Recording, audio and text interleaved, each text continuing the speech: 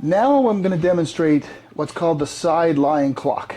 So this is a mobility piece or a tissue technique for upper body, shoulder, pec, back. The basic starting position is this. So you're going to have 90 degrees at your knee here. You can do it here if you want. I like 90 degrees. And you're going to have the hands out straight from your body this way. So she's in that starting position. All right, and then we're going to move that top hand. Yeah, 8 up. 12 o'clock, it goes palm up. So turn it over, that's it. And just try to keep your eyes on your hand. That's it, and around. Good. Yeah, pretty good. Now what you want to make sure here is that your mobility is not coming from here. Right. Right, so you're not sort of, yeah, so that's what, yeah. So it's sort of less mobility than you think, because we want it to come from the pec and the shoulder, yeah, and continue along.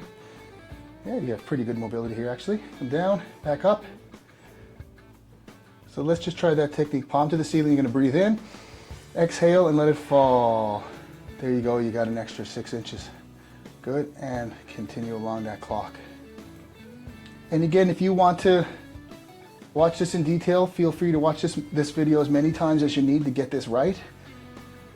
But if you do the wave complex and this side lying clock together, then that's really a full body mobility tissue technique right there, the two together.